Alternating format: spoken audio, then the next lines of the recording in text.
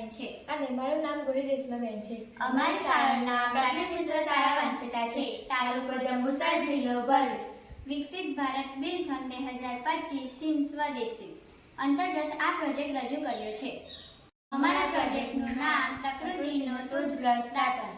પ્રશ્નાવના પ્રાચીન કાળમાંથી જ માણસ દાંતની સફાઈ માટે વિવિધ કુદરતી પદાર્થ ઉપયોગ કરતો આવ્યો છે. દાંતણ એટલે કે એક એવી ડાળી જેને ચાવીને પણ દાંત સાફ કરવામાં આવે છે. ભારતમાં બાવળ, લીમડો, કરંજ, અર્જુન, જાંબુ, આંબો જેવા અનેક છોડના દાંતણ પ્રચલિત છે. આજના સમયમાં પણ દાંતણ દાંત અને દાંતની તંદુરસ્તી જાળવવા માટે પ્રાકૃતિક અને સસ્તું સાધન છે. પહેલાના સમયમાં ફક્ત બાવળ અને લીમડાના દાંતણનો ઉપયોગ થતો હતો, પણ હાલના સમયમાં આપણી આસપાસમાં ઘણા બધા એવા વૃક્ષો છે જેનો દાંતણ તરીકે ઉપયોગ થઈ શકે છે. દાંતણનો મતલબ એવો નથી કે તે ફક્ત દાંતનો જ ઉપયોગ થાય. જ્યારે દાંતણ કરવામાં આવે છે ત્યારે તેનો રસ થોડી માત્રામાં આપણા શરીરમાં જાય છે. એનો ઉપયોગ આપણા શરીરના અલગ અલગ ભાગોમાં સ્વાસ્થ્ય માટે ખૂબ જ ફાયદાકારક હોય છે. પહેલાના સમયમાં ક્યારેય કોઈના દાંતમાં તકલીફ થતી ન હતી.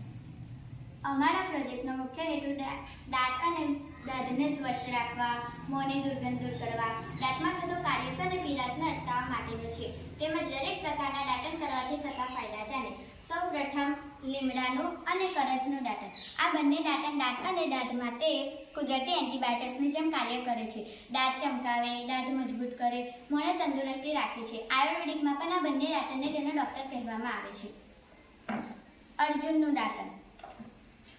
આજકાલ બધાના હૃદય બગડેલા હોય છે, બધાનું પમ્પિંગ બગડેલું હોય છે. જો અર્જુનનું દાંતણ રોજ કરવામાં આવે તો હૃદયનું પમ્પિંગ સારું રહે છે. ગોળી અને પાવડરથી બધાને ડર રહે છે, પણ દાંતણ 100% સેફ છે. ટૂથપેસ્ટની વાત કરીએ તો તેમાં કેટલાય રસાયણોનો ઉપયોગ કરેલો હોય છે. તે થોડા ઘણા અંશે આપણા શરીરને નુકસાન કરતા જ હોય છે.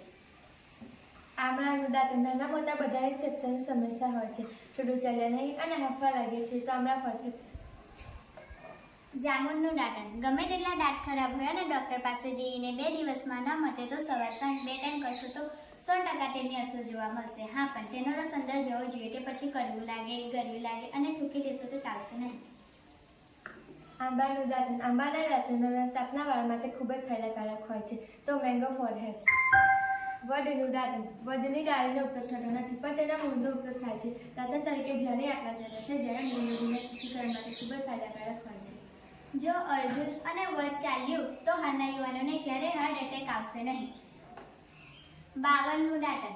પહેલાના સમયમાં આપણા દાદા દાદીની યાદશક્તિ ખૂબ જ તેજ હતી અને હાલના સમયમાં બાળકોની યાદશક્તિ ખૂબ જ ઓછી જોવા મળે છે, તો તેના માટે આ બાવળના દાંતણ હતા. જો બાવળના દાંતણ કર્યા હોત તો હાલના બાળકોની સમજશક્તિ, આઈક્યુ લેવલ, મગજ ખૂબ જ તેજ જોવા મળે. આ અમે જાતે ટૂથપેસ્ટ તૈયાર કરેલી છે જે 100% સેફ છે. આ પેસ્ટ બનાવવા અમે અહીં દાંતણનો પાવડર, પાણી, બેકિંગ સોડા, નારિયેળનું તેલ, સ્વાદ પ્રમાણે મીઠું તેમજ ફુદીનાના પાનનો રસ અને તુલસીના પાનનો રસનો ઉપયોગ કર્યો છે.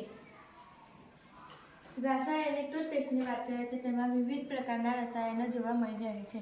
રાસાયણિક ટૂથપેસ્ટની હાનિકારક અસર.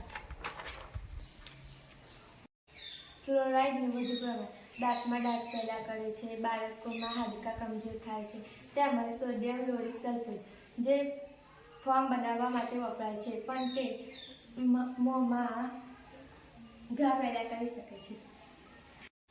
ટૂથપેસ્ટની અંદર રહેલા ટ્રાઇક્લોસન એન્ટીબેક્ટેરિયલ છે, પણ તે લાંબા સમય પછી શરીરમાં હોર્મોન્સ અસંતુલન અને પ્રતિકારક તંત્ર પર અસર કરે છે.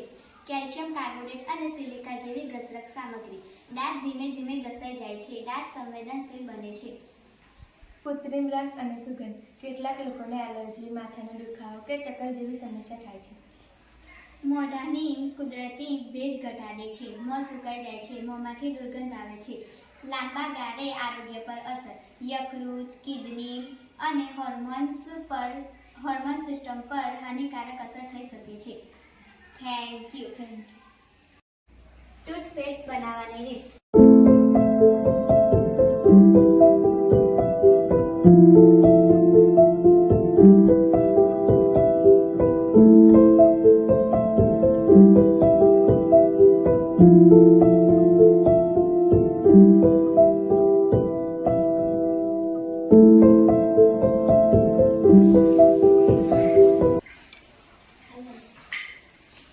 આપની કુદરતી પેસ્ટ તૈયાર છે.